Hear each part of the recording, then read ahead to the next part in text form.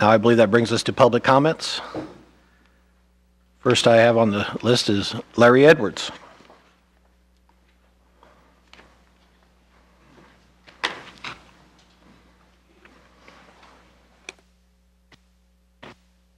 Good evening.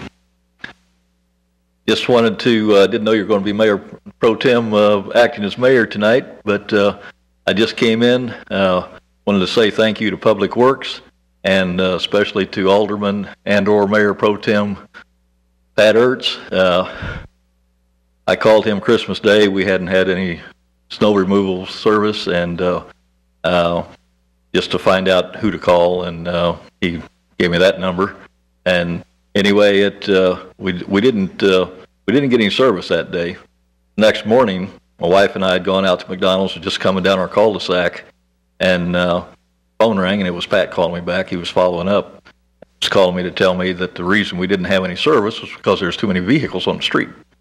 And so I knocked on a couple doors, got the street clear, called Pat back. 10 minutes later, at the very most, we had a truck come down the street. Thank you very much.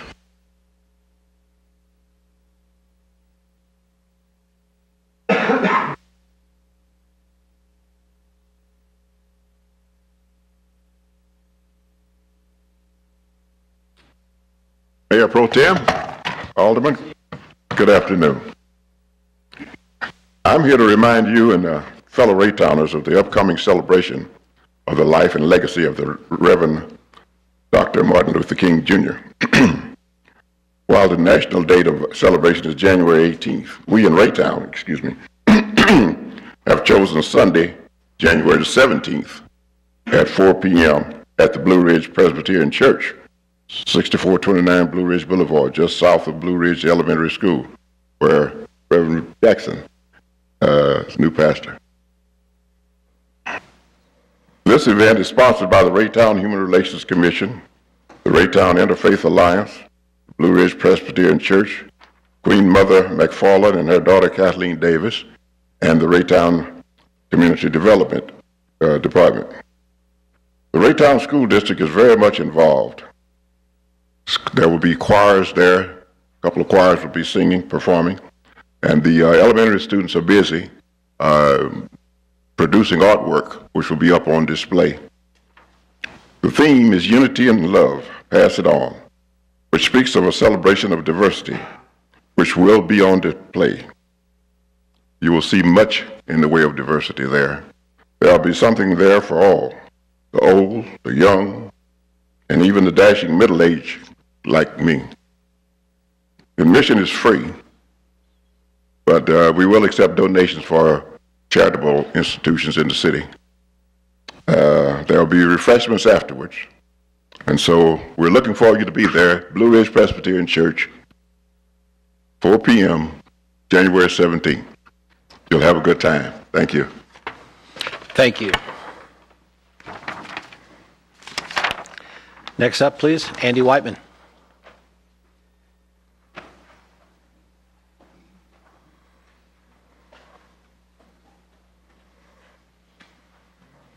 Mr. Mayor Pro Tem, is your mic turned on? Because you are It is very now. faint. I was off early. Thank you. Okay. Yeah. Welcome. Good evening, Mr. Mayor Pro Tem, Board of Alder people. I have had to reword this because we are no longer allowed to use the names of the last holiday of the year or the first holiday of the year. Anyway, I'm very offended by the word holiday. On the eve of the last holiday of the year, it was 47 degrees at my house shortly after midnight and went down during the day. We had a heavy rain followed by sleet, followed by snow, and accompanied by strong winds. In the end, there was 4 inches of ice on the streets. My back porch was like an ice rink, and still is. This is known as a blizzard. It is an act of God. In my opinion, the city crews did all that was humanly possible to clear up the mess. On the weekend after the first holiday year, we received more snow. I thank all involved for working 12-hour shifts, and even they weren't able to be with their families on the last holiday of the year. They also gave up the weekend after the first holiday of the year. I really appreciate their efforts to make Raytown a safer place to live, and they really care about their community. Actually, I'm wondering about these cars parked on the street. It doesn't show good common sense for a person to leave a car parked on the street during a snowstorm or blizzard. I again object to your consent agenda. It certainly is without my consent. None of the items are routine. In fact, you are spending over $74,000 tonight without discussion. I view this as a method to hide certain items from the public. This practice should be stopped immediately. Each item should be read, discussed, and voted on in the normal manner. Summary minutes were brought up at the last meeting. Alderman Azir stated that meetings are on TV. Well, I have news for you. They are not on my TV. Being disabled, I have the right to both verbal and written communications. 3 to 4 hours to watch a whole meeting is ridiculous when someone may need to only read part of the minutes that should be provided. Alderman Van Buskirk stated that there is no permanent record of the discussion.